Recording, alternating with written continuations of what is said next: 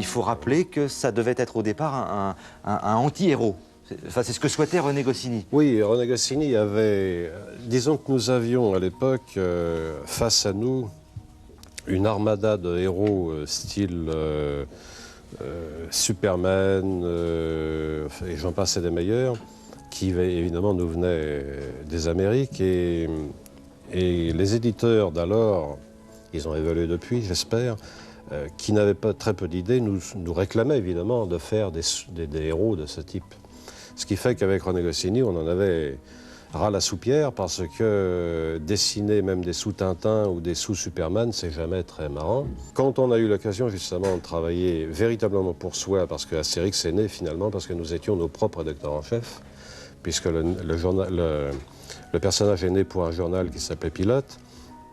Et grâce à ça, grâce à, disons, à notre persévérance, on a voulu faire autre chose. Alors René voulait faire un anti-héros. C'est pourquoi le personnage est devenu si petit. J'y croyais pas, moi. Au départ, on a eu une petite discussion. Je lui ai dit, mais enfin, tout de même, l'archétype du Gaulois, Vercingétorix, tout de même. C'était ça, J'avais commencé à faire un personnage un peu plus grand, un peu plus costaud. Il m'a dit, non, c'est pas ça, il est trop beau. C'est Errol Flynn que tu as fait là. Il faut vraiment faire le petit bonhomme qui n'est pas beau, mais qui est suffisamment malin pour s'en sortir. Est-ce que c'était représentatif du français, de l'esprit français? On n'en était pas là loin encore. Non, mais on essayait de trouver quelque chose d'original et c'était pas que les choses se sont construites. Bref, j'ai redessiné le personnage tel qu'il apparaît à peu près maintenant. Il a évolué un petit peu.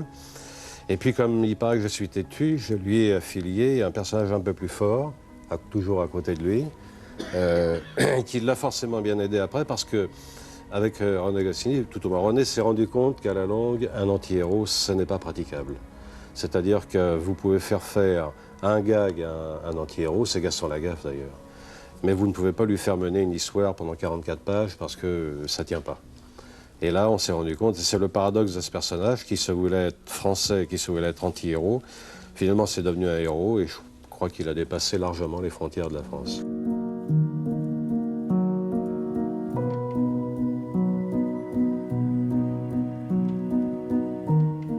Moi, je pensais naïvement que mon style était facile à faire, et il paraît que c'est pas aussi facile que ça.